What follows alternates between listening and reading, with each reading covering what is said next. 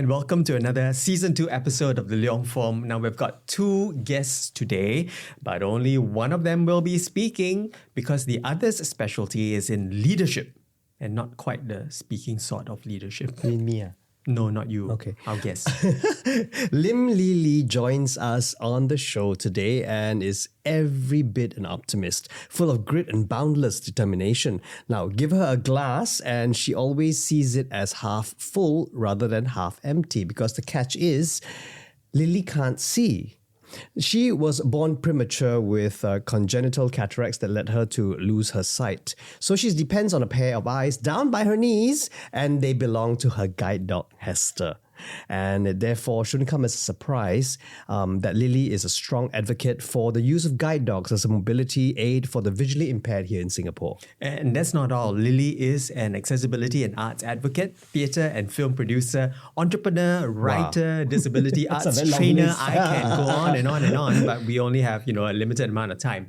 But notably, she's also co-founder and general manager of Collective Perspectives. And they are a social enterprise that empowers, enables, as well as equips persons living with disabilities or PwDs to unlock their potential. Now, she also received the Chok Tong Enable Award in 2022. Is she extraordinary or what, right? So, Lily, welcome to the Leong Form. Hesta, you as well. All right. So, hi, Lily and Hesta. Before we start chatting, right, Lily, we're going to warm up. Okay, warm up our brains, warm up our vocal cords. My brains are always warmed up. Come on. Yeah, sort of. We're going to play a little word association game, okay, Lily? Okay, let's try. So what you have in front of us, we have a buzzer. Yes. Yours is red. Yours is red, Sandy's yellow, mine is blue, and they'll make strange sounds. So what we'll do is, for example, I will throw out a first word, and if you find that a word that associates with it, you press your buzzer. First one that presses will answer the question, and then the word goes on from there, the association, okay? Oh, wow. Okay. Yeah, you get it right, 1 point. You get it wrong, no points, minus points. The points don't matter. That's why, though. The points, we don't care. Okay, the points don't matter. The Okay. points don't matter, but we just, competitive ma. All right, I'll start, all right? So it's between you and Stanley. Ready? Ready, Here we go. The ready? first word is guide. Go. Tour guide. Tour. Okay. Tour. Bus. Wheels. Car. Lamborghini. I was going to say Chong, but never mind. Speed. Speedometer. F1. What? F1. Racetrack. Road. Works. We have that all over the place. Broadcaster. Huh? Works. Broadcaster? Why? Why? You say work, right? Yeah, works. Works. Because you said the word was road. I said works. Oh, road works. Okay. I thought media works. that was the old. That was the old. Cement. So, okay, I tell you what. I think we're warmed up enough. Yeah, we have cemented this. I think we all warmed up. Yeah, Hester, you warmed up already? Okay. Hester's got a very thick coat. Hester's so she's very always cool. warm. All right, let's jump right into it, shall we? All right. With Lily, because we've got some ground to cover with this turning points in your life. Speaking of life, memories of life, Lily, before you lost your sight, how did you prepare for that? Because it was gradual, was it? No, for me, I was discovered being totally blind when I was 7 months old because people try to put objects in front of me to identify. As babies, right? Around the age when people put something in front of you, you stretch and take the object and explore, right? But for me, I completely have no sense that something was in front. Right. So then somebody, because at that time, my mom put me with a neighbor because we were staying in a kampong. So some neighbors always come around to help. So then my neighbor told my mom, say, hey, I think your daughter is blind. Better go and get it sorted out. And then that's what they did. So when they learned that I was blind, they were very frenzied. My parents, they went around going church, temple, whatever they can find, just to seek for a cure. Until at the age when I was Sec 1, I told my parents, I said, you stop this because there's no cure. Then why waste the time, waste the money? I'm happy with my life, just let me live like Sec this. 1 so that was with 13 Very years long. old already. Yeah, very long, yeah. Wow. So they've been trying to search for a cure for a very long time. And every time when I protested, they were like not happy. So finally I put a stop and I say there's no point going for this, that. If it's what it is, then live life, That's what I said. That was rather interesting though, because you were yourself so young, right, in your early teens, and you were already accepting the fact that there might likely be no sort of cure, right, if you like, for lack of a better word, a cure for loss of sight. But your parents were still at it. What was it that made you feel like, this is life, I'm prepared to live out the rest of my life without needing this cure, so to speak? No, what happened was when I was 7, I had a very freak accident whereby there was internal bleeding in my brain. Oh. So when they sent me to SGH, I was, I think, as good as dead. So the doctors were saying that if they manage to revive me, okay, I'll acquire another disability, perhaps paralyzed or being cared for life, which means I'll be like a useless person. But when I was out of ICU and then when I was discharged, my parents took the doctor's word as the Bible. And they didn't allow me to do anything but just to lie there. But as a young person, I was like, oh my God, if I'm going to lie there for the rest of my life, I'm going to die like that. I don't want. I mean, at the age of 7, I was already thinking of that. So I pleaded with my grandparents. My parents would say that I wanted to walk. But they still say, oh, doctor said that you can't walk. I say, no, I want to try. So after 6 weeks or so, they relented. And then I started walking. So the funny thing was when I went for my post-op check and stuff like that, right? The doctor asked my mother, I told you she cannot walk. Why is she walking into my clinic? Then my mom said, I don't know. She said she wanted to walk. So we just let her try and she did. And the doctor was even amazed that I could walk into his clinic and not being carried or whatever, So that's why I find that, no, life shouldn't be like this. Life should be more than what you lie down and stuff like that. But at that time, because I missed primary 2 for 6 months, so when I went back, I was really very bad at my school, and I was retained, obviously, right? So then, so a lot of things happened, competition and stuff like that happened. But finally, when I went to secondary school, I was quite happy to leave the primary school of me behind. Although it was quite happy because we had a system whereby blind children would stay in the school from Mondays to Fridays to learn, besides academic, we also learn domestic chores as well as teamwork and stuff like that. And this particular experience, I believe, through an earlier conversation we had, Lily, was unique because we don't have that opportunity now for those who are visually impaired. Huh? Yes. Really? Yeah. Right. Yes. The system closed in 1985. What? And now what happens is blind kids don't have the opportunity to learn as much as I do. I mean, to learn gardening or cooking or even prep yourself a meal or wash clothes, iron and whatever. So now even parents are finding difficult to let go of the blind kid when they're of age. So the independence is not taught or lost then? I mean, I don't understand. Why would the system do that? Because I think they couldn't find people to... Resources. Resources to take care of the kids. From Mondays to Fridays. Right, I see. But yet they had the resources, back when you were growing up. Yeah, I think also because when people receive more education, they have got more career paths to take.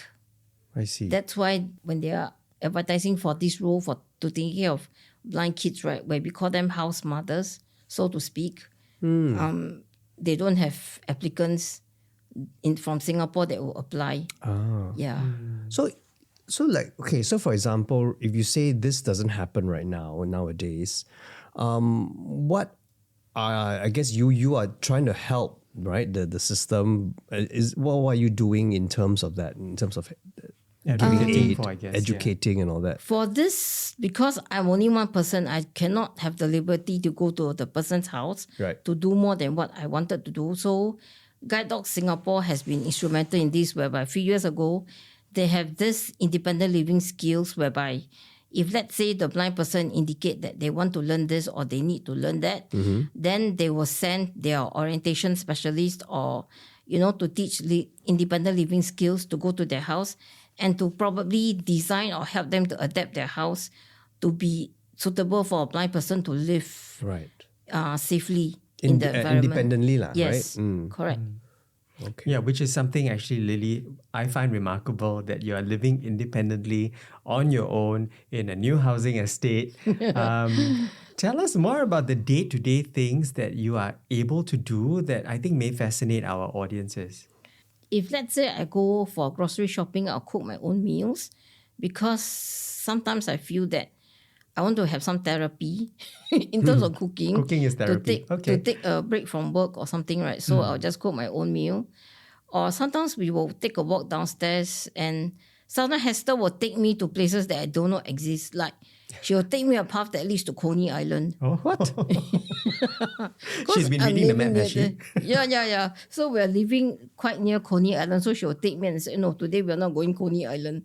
Because I'm scared I don't know how to come back. So basically, when you go for a walk, you just let Hesta guide you. No, I have to know the route so that right, in the okay. event when she goes astray, I know that, this is not the right way. I need to know how to come back. Yeah. My goodness. And this is like you having a sixth sense, really. How do you do that then? Yeah, nowadays there are Google Maps, there are Apple Maps, there are Of One course. Map. So you have to use the voiceover on your phone to know the direction where she is. Or let's say if really you don't know where, right, there's this app called Be My Eyes. Okay. Or whereby you can call a volunteer. The volunteer can be living anywhere in the world. And you can point the camera and they can tell you what they see. Oh. Yeah. Then that's also a point whereby a compass whereby will guide you like, where do you need to find or how do you need to find your way back? Okay. Yeah. Or you can always call me Lily. Okay, I will. You can't see properly on it. Excuse me, I just have Lao Hua, but I otherwise can kind of see. Right. But I mean, it's amazing, that you're able to live so independently. But, sight, despite not having sight, Lily, I believe your other senses have been heightened as well. I've met you outside and you're able to pretty much navigate and do a lot of things rather independently. Tell us how sight, despite the loss of it, has heightened your other senses and how have you continued to sharpen those other senses? It's when you lost your sight or lost a certain functional abilities, I think you will definitely want to make use of others to. A lot of people say compensate, but I think it's not compensate, but to help you do things or get around safely so that you can live life. Otherwise, if you are doing recklessly, you acquire another disability, and then it could be the end of you or the end of your independence, Yeah. Because it's quite interesting that we're talking about disability this way. Or in 2018, I directed the True Colours concert. Yes. And it was the first time, I'm not proud to say it, first time that I've come in contact with persons with disabilities or differently able people. And it was a concert where they danced, they sang, they were doing wheelchair Dancing. acrobatics. And I looked at it and I went, wow, this is really something that we take our abilities for granted. So immediately all the stereotypical impressions of, persons with disabilities just ran out the window. So what are some of those impressions that you've encountered, and then you go like, come on, seriously guys, it's furthest from the truth. Do you have some of those examples? If people think that, I'm visually impaired, therefore, ... Yeah. Oh, there are so many that I can tell you. One of them I encountered was this person was sitting on the bus just recently. I think this person think I was deaf. Huh? No, because when we're sitting on the bus, I was sitting on one side, Right. and she was sitting on the side opposite me. So she suddenly just go, hello, darling, hello, darling, hello, darling, all the way during the bus ride. Then to me, I'm like, who are you talking to? That's true. Where is the darling?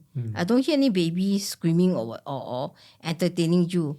So I'm thinking you must be talking to Hesta, but forget about it because I'm not going to answer you. You're not talking to me, So later when I said, hey, come, let's go. I tell her, I said, because our bus stop is there, so after that I say, come, let's go. Then she's starting, she can speak. Oh, bye, darling. Oh dear. So I went out the bus laughing. And I'm like, okay. The impression is that I cannot speak, I cannot hear. But the thing is, I chose not to speak to her because I It's want your to know prerogative. what is her reaction. Well, darling.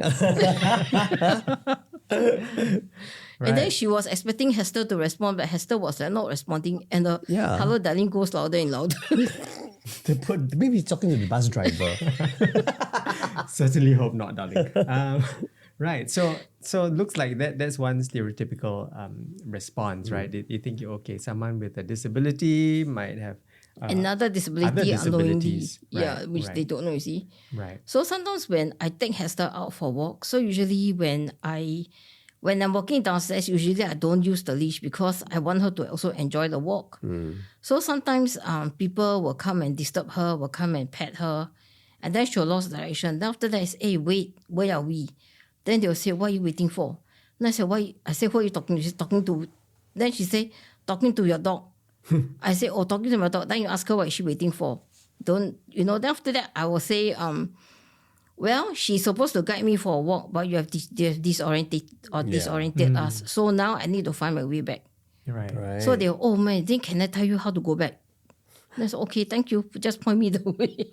Because I think people, so this is the way we come to the next point, right? People still don't know, and I mean, it's no fault of society because it's all about awareness and education. Yeah, it's understandable, Yeah, right? when you see a guide dog and with someone else, and the dog has this, I'm looking at Hesta now, it has a sign. That says, do not distract. Do not distract. Guide dog at work. Correct. And so how are you educating society? Sometimes if I take the leash and then if she gets, one thing about Hester is she's very good in that when she's at work, right, she knows that there's another person entertaining her, she will not respond to strangers. But let's say if there's no harness, obviously when she knows that she's only on the leash, she'll try to respond. Right. So usually I'll have to anticipate her response before I tell her no. So sometimes when she started to pick up speed from a constant speed, and I tell her, leave it. And then some people will be quite, why you ask her to leave it? I'm like, no, you're not supposed to distract her. Yeah. Because whether is it a leash or is it a harness on, if she walks faster, if I'm not okay with the footing, I might just fall. Exactly. So usually I will always tell her to leave it, and she'll always stay and leave it. But that's the thing, you say you walk around with her sometimes without the leash. Without the means, harness. without the harness. Yeah. Okay. So which means she's not. So I said, if you want to communicate, just talk to me. So then, usually I will educate people and say, you can play with her, you can talk to her, your dog can interact with her, but please talk to me first. Right, so that I know it and Right. I can allow it or I can disallow it. I also have to judge whether if the dog on the other end is fierce or not fierce, will it bite or not bite. So these are the things that I have to judge before I allow Hester to play. Right. And I think it's just basic courtesy, right? To address the owner of the dog rather than straight away think that the dog is going to be speaking with you. The dog's going to talk back some more. And then they just wave at her, expecting her to reply her, right? I wave, you must come. Yeah. I said, no, you don't forget that I'm still holding you. That's right. And Hester, I believe, is such a God-given. It'd been a long time coming that you were waiting to have a guide dog after your previous guide dog, whose name is Nice, spelled nice, who was really a lovely dog as well, retired. So it took a while for you to be able to then wait for Hester to be assigned to you. Tell us more about the process of even getting a guide dog. It's pretty many steps and hoops to jump through, isn't it? Yeah, because while you're waiting for the dog has to be trained in, because Guide Dog Singapore don't have our own puppy raising programs. So they tie up with Guide Dogs Victoria and a Japan organization in Osaka. So what happened is when the dog goes through its puppyhood training, let's say from 8 weeks old to 12 months to 14 months old. So during this period, they would be exposed to supermarkets, they'll be exposed to the roads, to buses, to trams, to trains, to anything. And even in the home environment, they will be desensitized with sounds like vacuum cleaners or your air fryer or whatever machines that make noise. After that period, they will go back to the organization where then they will have to go for a test to know whether if this dog is suitable for guide training.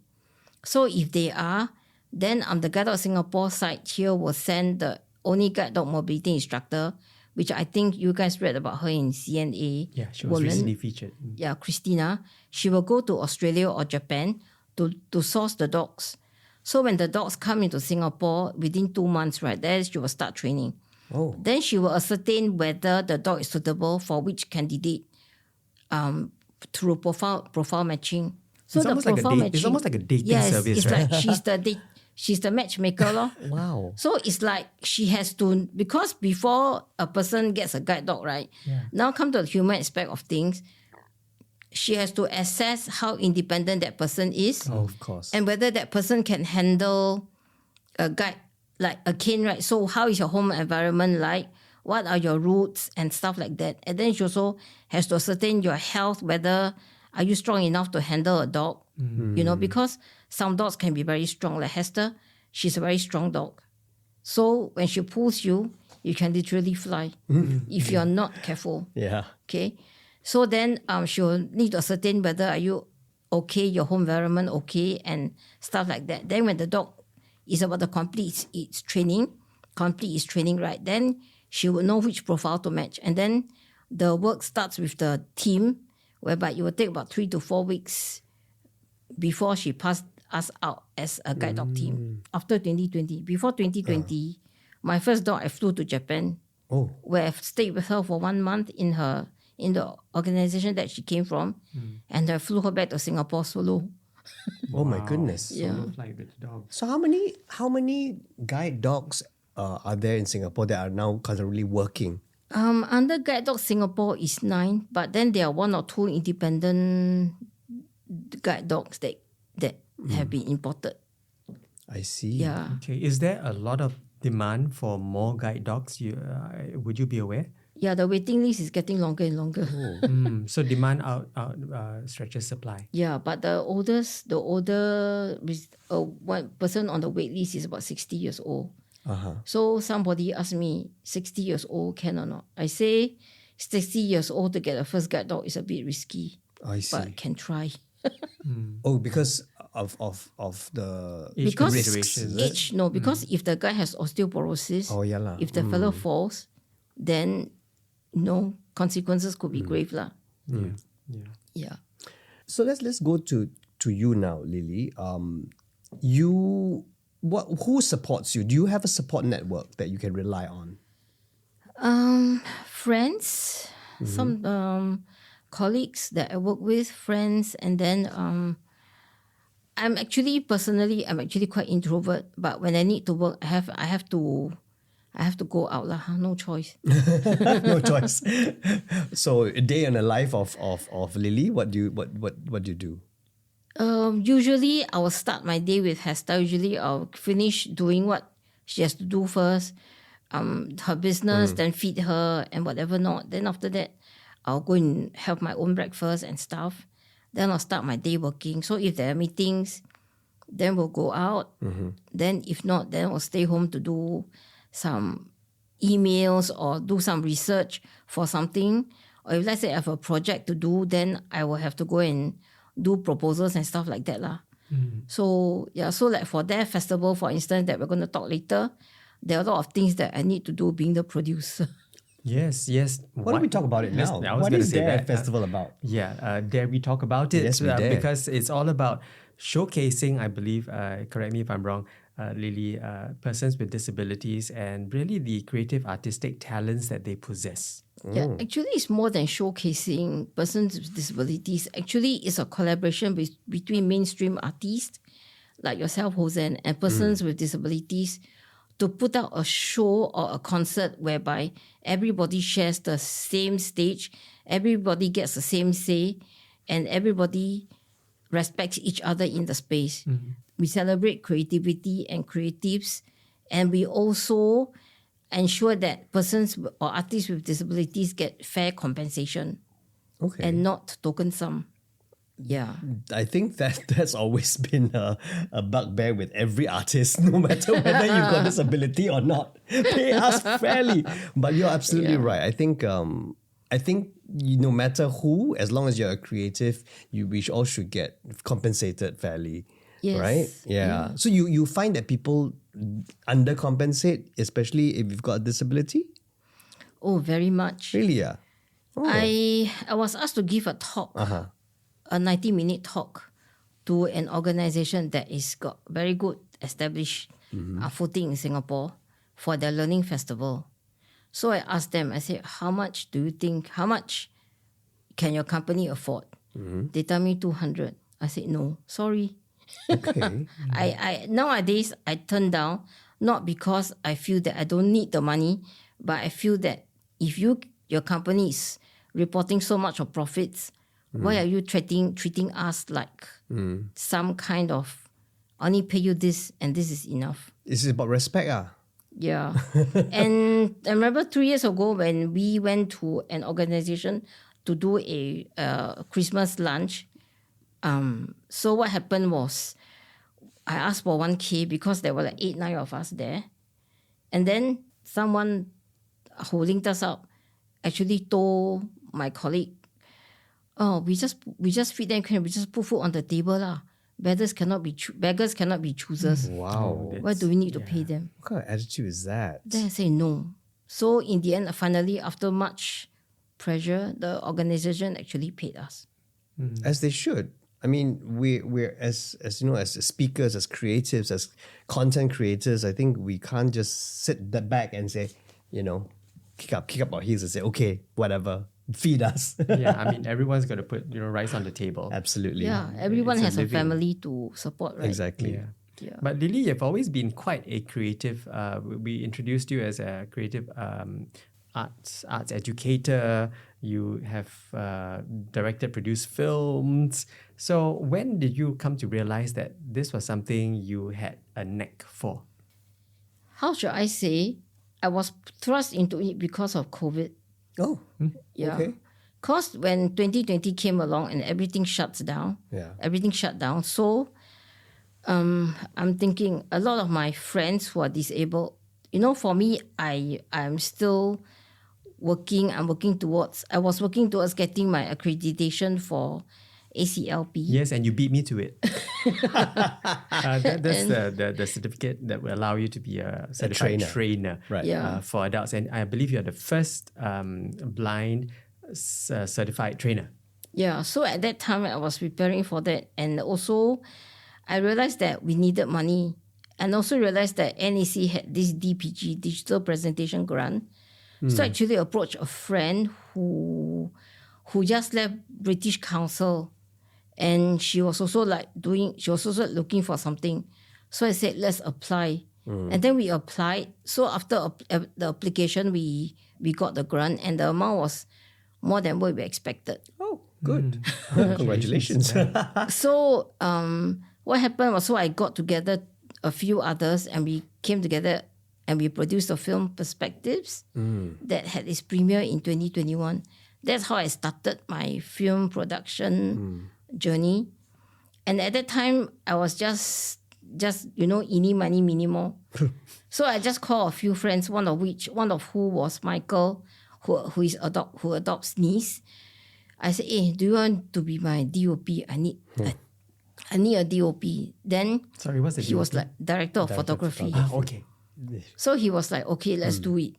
And then after that, he got his friend Vincent in. And Vincent is now my boss. So to speak, my boss, sitting here. He was editing the film, and I think it really touched him. And that's how Collective Perspectives got co-founded. Okay, so that's what we're going to come into talking about that. So collective perspectives. So what does it do, and what does it do for everyone? Collective Perspectives, actually, what we want to do is to take the I am possible in one person, right, in someone, and then take the skills that they have and help them to professionalize into a craft or work. For instance, one of my friends, Stephanie, who who had 50 poems kept in her closet for God knows how long, which she took 18 years to write. And then she came to us and we said, okay, let us help you do something. So what happened was we started Shades Publishers, whereby we publish collective Shades, the book. And now it's like, although we don't have a lot of aggressive marketing campaign, but we sold close to 1,000 copies. Yeah. And it's a collection of poems by Stephanie. Yes, 50 poems. Yeah. So, and she was happy that through this, she had many open doors, whereby she was invited to do many other stuff, of which Assembly from CNA is one of those.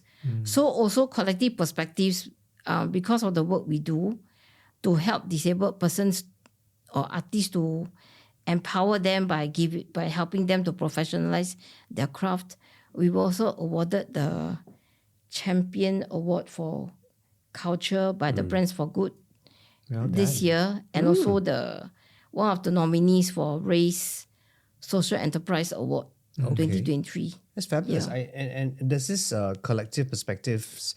So it's all people with different kind of disabilities, is it? Not just for visually impaired. Yeah, it's not only for VIs, Okay. not for visually impaired. It's for anyone who feels that they have a craft and they want someone to, or a company to help them market or to promote them. Right. They can come to us. Oh, that's Yeah. amazing. And I think that was kind of showcased, at least on stage, at past DARE festivals as well.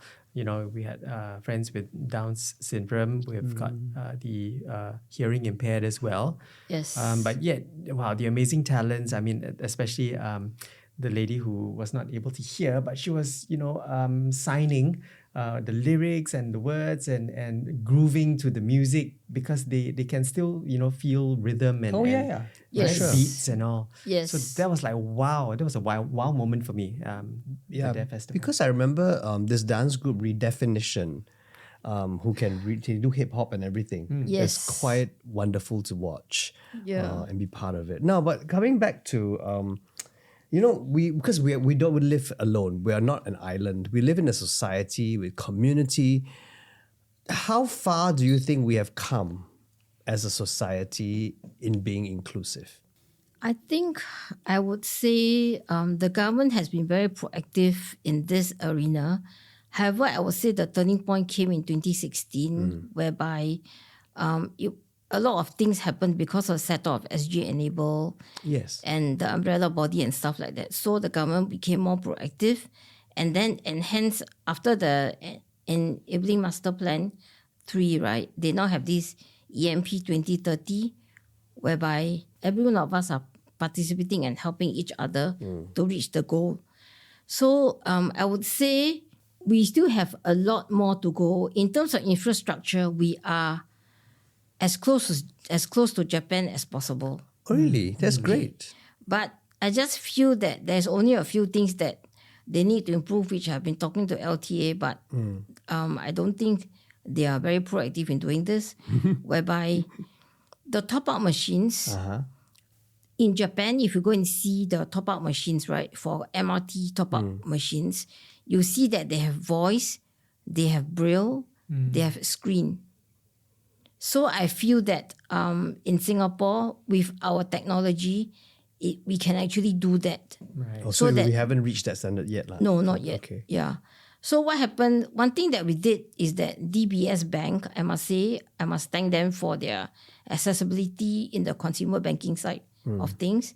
If you go to the DBS ATM machines, you see that on your machine, right, there's a earphone Yes, there's a gadget. little bit of you can put your on the right jack on side, there. right? If you put your gadget, your earphone there, what happens is the whole screen will go blank, and then the blind person can use the touch buttons because it actually speaks up. Oh, Yeah. well done, DBS. Yeah. Special Yeah. plans out there. Right. Okay, so that's more ecosystem infrastructure services. Yeah. What about people? Yeah, on the ground, Oh, people. was that what you were gonna I was ask going to me? ask as well Yeah. because we've got the fine, infrastructure where Singapore's very good at that, building and Yes. putting things in place, but society. I think people, there are a lot more education that we can do, in the sense whereby we don't need to rely on organizations serving people, but as a community, we can also do our part. Yeah. Yeah. And Sorry. how do you think we can do that? I think if we can advocate for ourselves and for others around us, that would be a good thing. Like sometimes when you see a wheelchair person going in the MRT, what you do is you can actually ask the people who are standing at the wheelchair slots to give way so that they can park their chair there. Right. If not, just go, siama. But do you think Singaporeans tend to be like, a bit paiseh, and they don't want to speak up for others sometimes because it's like it's a mind your own business society? Yeah, sometimes I will speak up because if you need to go in there and then the wheelchair is blocking, so I'll say, excuse me, can somebody give this person a slot to park the wheelchair? Then the person will say, no, it's okay. I say, no, because that is for you. Yeah. And if you do not move, you're blocking the door. People cannot go in and out of the train, you see. Right. So it's also for the convenience of others as well as yourself. For sure. So that you do not get sandwiched in between people. Yeah, it's also safety. Okay, so on a broader term of society and inclusivity, what about guide dogs in, your experiences in public spaces, for example, restaurants, or, how does it work? Obviously, because frontline staff always change on the ground, right? Sometimes that turnover for frontline staff is very high. Yeah. So if, let's say, usually when we go into a certain place to eat, usually first time they will tell you, say no. So what you have to do, you have to explain. If they tell you no, then usually I would say, then can I speak to your manager? So if they say I'm the manager and they still say no, I'll say call NEA. So I will try not to escalate the situation. But if really they say no, that's okay, bye, I'll take my business elsewhere. Right. Does it happen often? Yeah, then we go next door. Does it happen often though? Not as often as 10 years ago, but still happening, because most frontline staff are foreigners as well. So ignorance right? Yeah. I guess. So what happened is, after that, when we take this, we'll write to the management. Right. Then the management will tell, oh, we are guide dog friendly. I said, yeah, but does Why your your staff staff know don't about know it? about it? Yeah, So it doesn't correct. cascade to the ground. Correct. But so let's set the record straight. Guide dogs are not to be treated in the same category and classification as pets dogs, right? And they are actually by law permissible to be allowed into F&B establishments across Singapore. Correct. All establishments, including halal establishments as well. And the only two places that guide dogs cannot enter are operating theatre and commercial kitchen. Okay. Yeah. So Yeah. there we have set the record straight. It's gone public. If you're an F&B owner, you have to let the guide dog and its owner into your restaurant. And I'm glad we're having this conversation Yeah. because I think awareness still is unfortunately lacking in that space, and we need to get this message out. Yeah, and also 1-2 years down the road, you have hearing dogs, you have mobility assistance dog, your psychiatric assistance dog coming into Singapore, because an organization is training this. Canine assistants, they are doing this, and they are now training the dogs. So I think in years to come, you'll see more of such dogs going around. So as well as the fact that we are an aging society, an aging community as well. So I think this is going to be important to create all this awareness that's happening. So I mean, let's kind of round up and be. And talk about the toys that we have on the toys. table. Well, I won't say toys. Well, not toys. My kid, I your know nephew, you've been plays, staring at the Lego. Yeah, I know. I want to build. I want to build things and dreams and daring ambitions that I have. Yeah. But you brought in some Lego pieces. So tell us more about why they are associated with you. How do you connect with them? Because now Lego has this thing called Braille Lego bricks, whereby kids with sight loss as well as kids can play at the same time. So without sight loss. So actually they can build stuff with all these different colors. So if you do workshops with kids, you can do like ask them to build trains or build what according to different colors or different things. So there's this Duplo, so big and small. So all these things, they can all start to use them and they can all live as a community. And my dream for Singapore is one day the word inclusion can be erased. And the word disability can be erased. That we see everybody as who we are and not what we are. So these are, you said, Braille bricks. Braille bricks, yeah. So if you see these letters, right? So this is G. That I'm holding is G. Okay. If you see that's below, there's this G equivalent that is written at the bottom. Yes. So then the kid, the blind kid and the sighted kid can actually play the same and they can actually learn the same. Yeah. Right. I'm holding on to an R only because I read as an R. Yeah. So actually, 2-3 weeks back, I went to a preschool to give a talk on access as well as Lego bricks. So I was having this mini workshop with these K2 kids and I had this story of, a cat. So we said, can you build a cat? So every group has a cat. So we asked, what does the cat eat? So some say sushi, some say, some say, so it's Japanese okay. cat. So I said, okay, what does the cat eat with, when you have a sushi? So they say, some say fish, some say seaweed and stuff like that.